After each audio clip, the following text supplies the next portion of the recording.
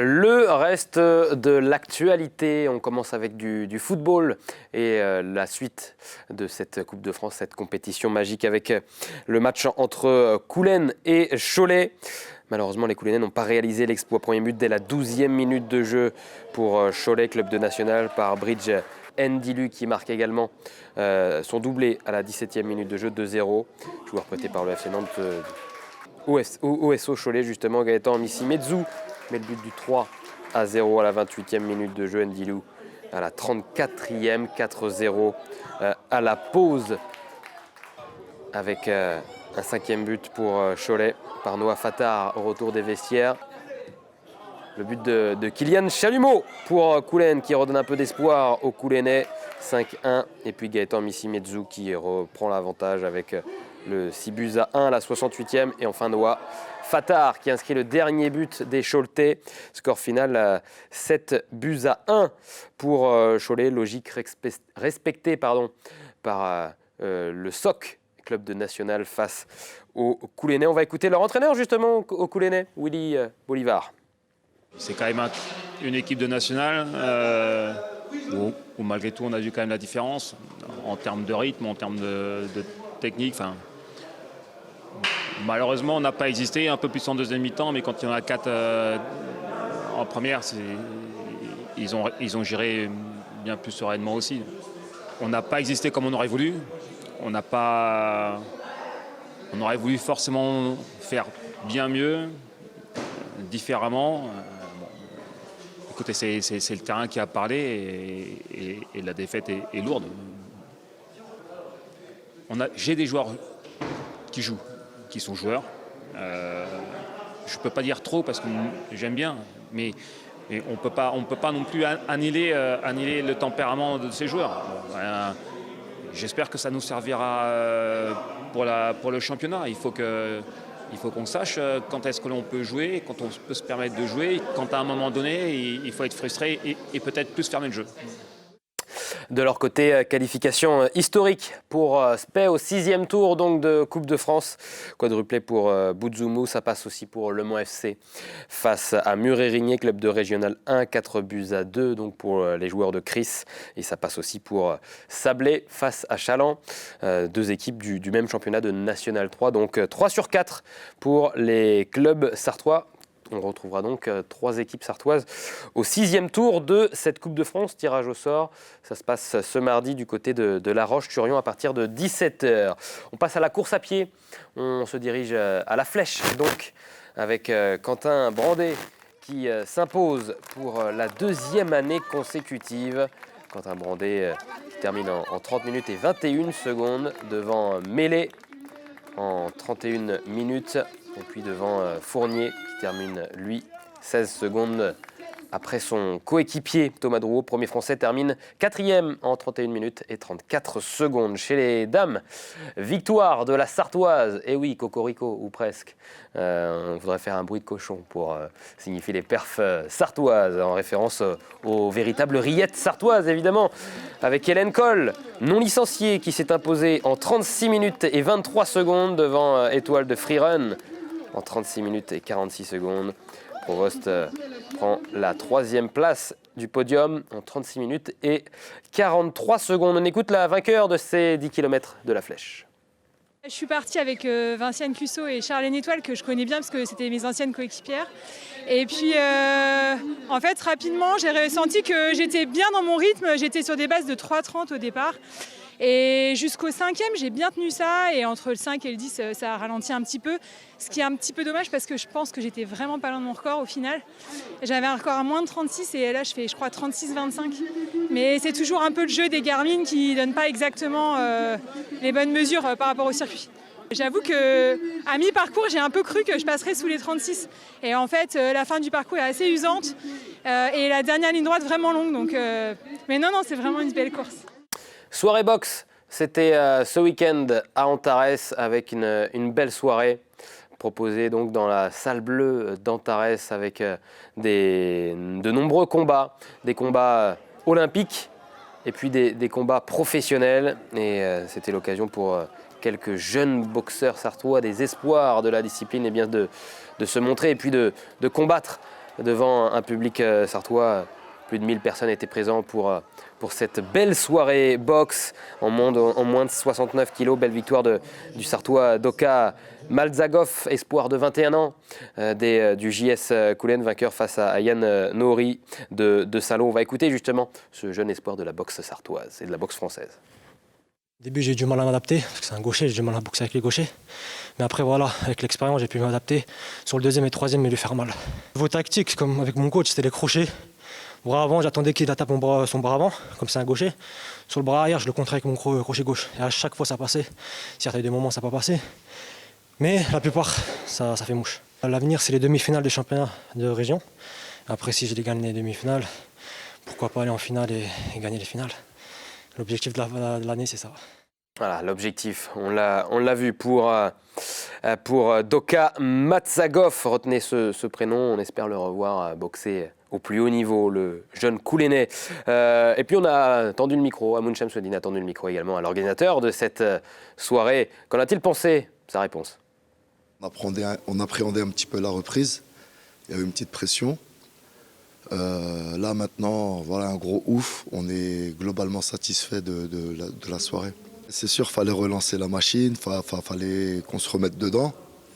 On a travaillé pour. On a essayé de tout faire pour organiser une belle soirée. Et ce soir-là, aujourd'hui, je peux dire que c'est une réussite, on est très satisfait. Maintenant, déjà, on va souffler, on va récupérer un petit peu. Et puis, oui, pourquoi pas, on va essayer de repartir sur d'autres éditions l'année prochaine.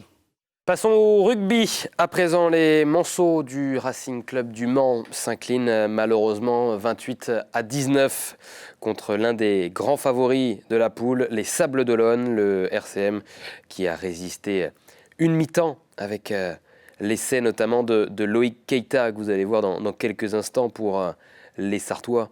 Loïc Keita qui va justement marquer l'un des essais du RCM. Les Sartois menaient seulement de 2 points à la pause, 16-18. Mais les RCMistes ont craqué face à la puissance des Vendéens. Match très très haché avec beaucoup de fautes de main et de fautes sifflées des deux côtés qui ont empêché les deux formations de développer leur jeu. On va écouter le capitaine du Mans, Hugo Massard, au micro de Colin Ancel. Aujourd'hui, on ne s'attendait pas forcément à prendre des points, peut-être un bonus défensif. Au final, on est quand même content du match qu'on fait et on attend après, sur les futurs matchs, à gagner et rapporter des points pour monter au classement. Nous démarrer le match très concentré et après l'équipe de la Sable d'Olonne, c'est une équipe très complète, vraiment, c'est une équipe très très forte. Nous avons des joueurs qui sont jeunes, qui sont joueurs en construction, mais je suis content parce qu'ils sont joueurs d'ici du club et je suis content et on va continuer avec le travail. Le cyclocross, à présent, vous savez que le cyclocross a débuté maintenant, a démarré sa saison. Et il y avait un cyclocross du côté de Saint-Marc-d'Outillier. Regardons ce qu'il s'est passé avec la victoire de Tristan Verrier, le Mayennais, qui s'impose devant le Sartois, Yvonique Loger du VS Fertois. 3e place pour Nicolas Coste de l'US Saint-Pierre-des-Corps. Tristan Verrier, donc le jeune Mayennais qui s'impose et qui remporte, il me semble, la première victoire de sa saison. Lui qui court pour le team Gevel, Arti Création du côté de la Mayenne. 4e place également pour Gwenaël Fernier, le Sartois de l'UC Montgénoise. On passe au handball à présent. Allons-y avec Mamers. Mamers, donc en National 2 féminine, qui s'est imposée. 2e victoire de la saison pour les Mamertines, qui s'imposent donc à Saint-Sébastien-sur-Loire, avec une belle prestation de Sally dans les cages sartoises. Mais également une belle victoire donc pour les joueuses de Karim Sefsaf. 2e victoire donc de la saison pour Mamers. 4e de National 2. Allez, tout de suite, on passe à la carte des sports. C'est parti.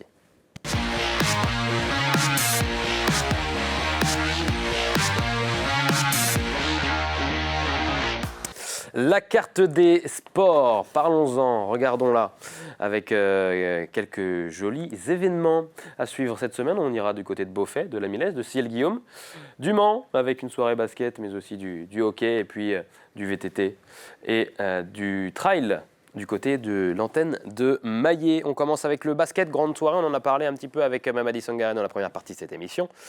Avec ce gros match en perspective, Matt Morgan mettra peut-être également encore 36 points. Ça sera à suivre donc samedi à 20h à Antares. Face à qui? Face à Boulogne-Levallois, les Metropolitans qui font le buzz en ce moment après la tournée aux États-Unis.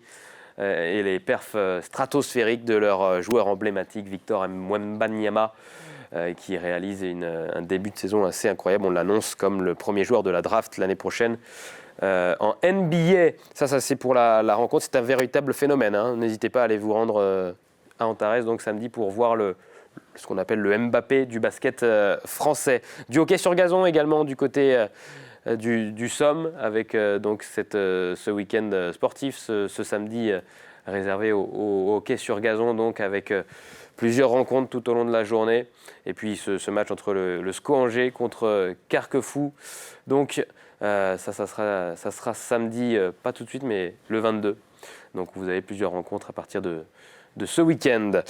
Du judo, avec du judo donc à La Millesse, Le Mans-La-Millesse, un événement de judo exceptionnel pour tous, avec 6 grands champions qui vont venir donc ce week-end du côté de la salle multisport de l'Antonnière, une belle salle en plus pour aller voir de nombreux combats de judo. N'hésitez pas à vous rendre sur place et aller initier pourquoi pas vos enfants à ce joli sport de combat.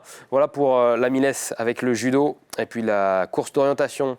Également, ça c'est ce week-end, c'est ce dimanche, samedi et dimanche même, plusieurs endroits, donc à Allonne, à Ciel-Guillaume, mais aussi au Mans, plusieurs parcours et plusieurs épreuves donc d'orientation. N'hésitez pas à vous renseigner avec le club LMA 72 pour participer à ces différentes courses d'orientation. Du trail, avec la 3e édition du trail de l'antenne de Maillé. Ça s'était très bien passé la saison passée, il n'y a pas de raison que ça se passe mal cette année. Plusieurs parcours, plusieurs trails sont proposés, le 20 km, le 9,5 km et même une course pour les enfants ou la famille. Ça c'est dimanche à 11h du côté de Maillé. Vous pouvez encore vous inscrire. Une randonnée VTT à Dissé sous le Lude avec donc ce dimanche du Ludo-Romaine si vous êtes du côté du Sud Sarthe, donc avec cette cyclo VTT, vous pouvez également le faire en vélo. Et puis il y a une autre randonnée VTT, et ça c'est si vous êtes dans le Nord Sarthe plutôt, avec la traditionnelle Roger Le Jet, rando VTT et rando pédestre, donc qui fait son retour après 2 années d'absence. Avec de nombreux VTTistes attendus. La dernière fois que ça s'est déroulé, il y avait près de 800 VTTistes, rendez-vous compte. Roger Le Jet qui sera avec nous dans quelques instants pour parler de cet événement. Restez bien avec nous si vous voulez voir Roger Le Jet nous expliquer la 24e édition tout de même de cette randonnée VTT. N'hésitez pas à nous envoyer vos événements à l'adresse suivante sport@lmtv.fr, sport avec un S pour nous envoyer vos affiches. On se retrouve dans un instant avec qui? Avec un invité exceptionnel. Tony Hurel viendra sur le plateau en direct sur LMTV Sarthe. Tony Hurel, le coureur cycliste professionnel ou ex, puisqu'il vient de prendre sa retraite. Il viendra nous expliquer justement toute sa carrière et puis sa reconversion. Très intéressante. À tout de suite.